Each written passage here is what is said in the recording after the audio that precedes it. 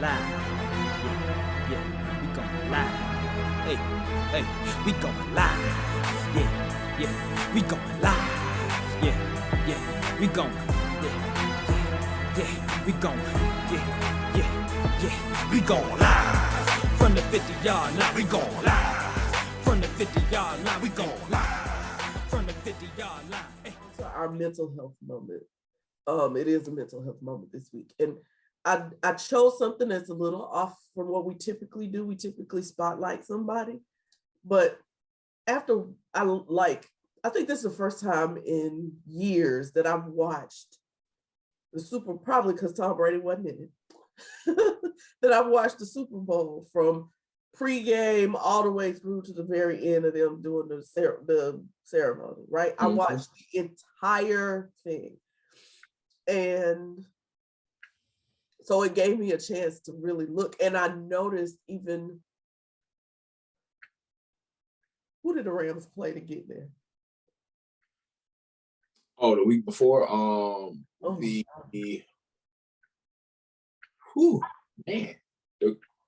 was finna say the Cardinals. Who was it? Did they play? They didn't play. Did they play? They played the the Bengals played the Chiefs. Who did they play? Why am I drawing a blank? You know, me too. Oh, the Bucks. Was it the Bucks? Yeah, they played the Bucks. But after that game, there was one young man. I'm missing his name in my head all of a sudden, who was just distraught. And OBJ walked over to him to comfort him. And it made me start paying attention. So watching after the Super Bowl, I'm looking at the Bengals, some of their players, and how they're responding. And so that devastation of loss is real. And from a mental health standpoint, I'm looking at it like, how do they deal with it? How do you bounce back? How do you get yourself mentally back okay? Because I see the devastation. You know what I mean? Mm-hmm. So you've played football, so you can speak to this. And then I'll share my little story that I have here about how I think and I hope that their coaches will deal with it. But go ahead. Typically, after a loss of this sort, I lost the game right before the championship, which was my last season. And you go through, you look at the film, you see the what ifs, you throw all these different variables out there. But typically in sports, you use that as fuel for the next year. It's always used in that way. Mm-hmm. I haven't really seen it be something impactful to the point, like you said, from a mental health standpoint of it being, that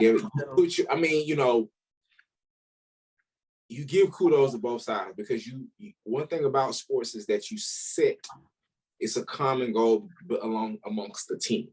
Yeah. And you set this goal, you go through camp, you go through, all these things. These people become your brothers, the people that you're lining up with. Right. You go through the camps, you go through new players coming in, you go through all of these things. You become closer with your coaches. It becomes a thing where you just understand that the common goal is to make it to the it's the common goal is to be in the Super Bowl, to win the Super Bowl. Win the Super Bowl. Yeah. Win the Super Bowl. Yeah. So it's just a mindset, and it's interesting because my last year I signed with a team that was coming off of a championship. Mm-hmm. And the mindset and the mentality and, how guys carried themselves and all that kind of stuff, right? So I just saw how it was like for them, it was, man, let's go win another one. Let's go win another one. For me, it was like, let me go get my first one. Right. You know what I'm saying? So I knew the position I had to play in of saying, okay, well, you've won one. I have respect for what you've done. So let me, be in line and let me, get in the mindset of how champion think because you are a champion. Right. But yeah, I've never really, like you said, looked at it from that standpoint. I feel like that emotional part of it is healthy because yes, you putting your all into it. Right. It's a release. It's like a release, I feel like man. that's what they were doing. And that's why I wanted to talk about it, because I felt like that's what was happening, and it's okay. You know what I mean? Like to release. Like some of them just need to sit there and cry and get it out because they left everything on the field. And that's a good, like I said, that's a great place to be in. I've been around some places where folks don't even care. Yeah. They got their flight booked already. Oh my, okay. Before we even get out the locker room. Wow. You know, and that's just that's the risk in all this. Yeah. You know, I would want, to be a part. I think my emotional part from when I played, I got out of the crying part of it. I just knew my mindset was going into every game was just making sure I served God. And how do I serve God was to leave it all out here on this field. And whether if I get hurt, whatever it is that comes from it, I'd never forget Kelly Jennings. This was something that he said to me that stuck with me the rest of my career. My second year in the NFL, he came to me before the game. He said, "Get your serve on." Yes, sir. And that stuck with me the rest of my 8 years playing. Was every time I went out there, that was my opportunity to serve God, with the ability that he gave me. So long as I leave it all out there, and I can't look back and say, "Oh, I wish I just would have ran a little bit harder in this play. Oh, I wish I would have just dove at this guy." I'm good. Yeah. So 100%. Absolutely. So I just wanted to say kudos to those young men, basically. Yes. For allowing your emotions to be seen. You know what I mean? And not being in that place. I just did a workshop with people. I was talking about emotional resilience, and I said, we can't be in this mindset of, oh, suck it up all the time. No, it can't be suck it up. Like, let me express how I feel about what has happened. And so had it gone the other way, I imagine we would have seen some Cooper Cup left it all on the field. And to your point, like, he that dude I know, because he is a Christian, that's like, I'm going out here doing this in excellence and serving God. And so I got to leave everything. And so I know that's his mentality about it. And so I just love that they are free. That I don't know. I'm just happy to see football players sharing their emotions freely like that. I really am. And even the OBJ story with him consoling somebody like that, you never saw that either. Like he was hugging this dude like, it's okay, and it was beautiful. I love all of that. And so the show, I think it's on Apple Plus, is Ted Lasso. And so I went and watched this scene after. Okay, so anybody who doesn't know, Ted Lasso is a story about a coach who coached American football who starts to coach soccer, professional soccer. And so it's a whole learning curve. He just country, and he over here in a foreign country. It's hilarious, okay? And so his team apparently does really well, gets to this championship game, and they lose.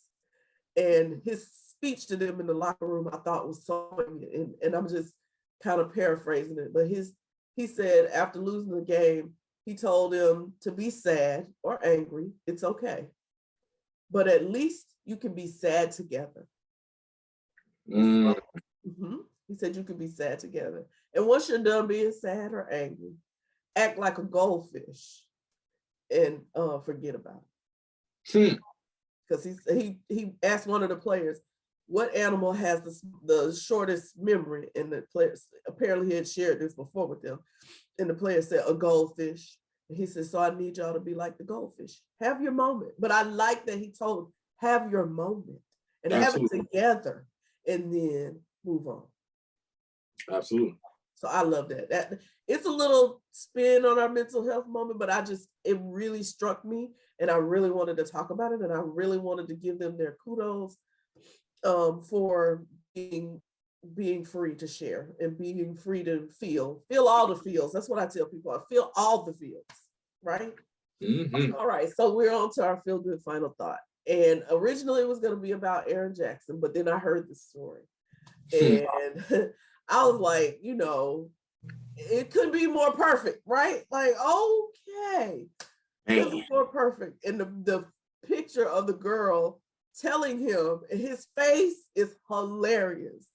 So Van Jefferson, who plays for the Rams, celebrating with his team, all excited, da da da da da. And kids on the field. Yeah, his daughter was with him, his dad was with him. And this lady walks up to him and grabs his arm and says, your wife is at the hospital having your baby.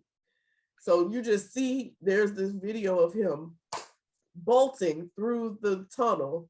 I haven't seen that one yet. Yes, bolting through the tunnel, holding his baby girl's hand, and his daddy running behind him as they go to get to the hospital. And he made it just in time to see his son born. Wow. So y'all know our Feel Good Final Thought has the barometer. Either it's eyeball sweat or it makes us smile. This was definitely a smiler for me. For sure. And I just loved it. You know, this the part. Okay, let me talk about the part that I really love. I really love that your 9, 37, 38, 39 week pregnant wife said, I don't care. I'm going to be at this game. My husband in the Super Bowl. Knowing at any moment she could give birth, she was there. I wonder if it was at the point where they about to win this and did the water break then. Oh my gosh. I think it happened. They said in the third quarter. Wow. I think they said it happened in the third quarter. And they got her in the ambulance and took her on at that point. I was like, man, I'd have probably been like, no, hold on, wait, baby, stay. Mama gonna see daddy with, like, I would have probably been like, wait a minute, no. So yeah. But that was really cool. I thought it was a great story. It was. Great story. Great. And then so he wins the Super Bowl ring and gets a baby all in the same day. You can't do better than that, baby. Come on now. Listen. I was like, yes, awesome. Sir. Awesome. So, yeah, awesome story. All right, so we're on to our show picks. So I put one on here, but I'm changing it. Okay. I'm watching something as of late that I'm like, this show is crazy. It's called Inventing Anna on Netflix. Okay. Shonda Rhimes. This is a Shonda Rhimes. That's why I watched it. Oh, okay. I know if it's Shonda Rhimes. They got some twists and some turns. Baby, listen. It is so crazy. I'm on the last episode. But it is a story about a young 25-year-old who just turns Manhattan and New York's financial and socialite scene on its ear because she a con artist. It's amazing. Okay. It's amazing. Okay. So my show pick would be The Marvelous Miss Maisel. I love that show, and it's about to come back on. Yeah, my best friend, she watched, obviously for those who don't know, I have been in comedy touring and all that kind of stuff for the past 3 years, and she was like, I know you're gonna love it, you're gonna be able to relate so much to it because a lot of it was parallel to what I experienced and how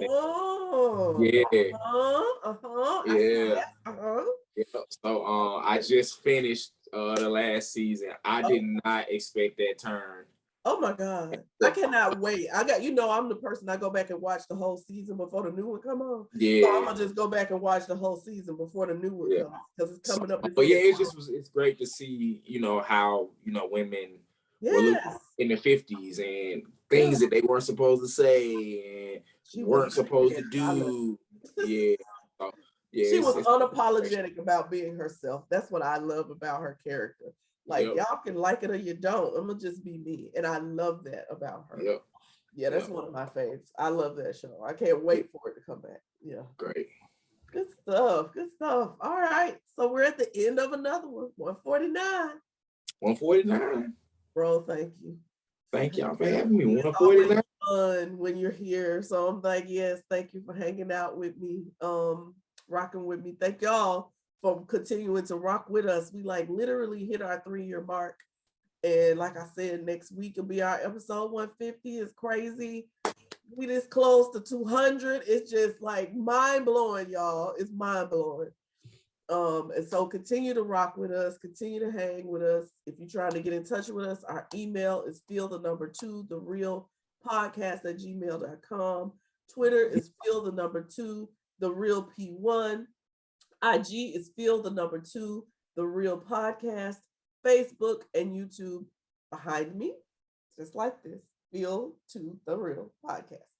So you all let us know who's really right. Don't make sure y'all let us know. Hop on, get on IG, it doesn't matter, Twitter, whatever. Let us know. And for all of you who do watch our YouTube, please share, subscribe, like, all of that stuff, because we want to reach as many as we can with what we talk about. We try to be inspirational, not just informational. So, our opinions matter, but more than that, we want people to see you more than the sport. So, thank you again, bro. I don't know what to say, but I love you for it. Love you too. All right, y'all. Peace. Peace. Now put the cameras on me, put the cameras on me, put the cameras on me, put the cameras on me, put the cameras on me, put the cameras on me, put the cameras on me.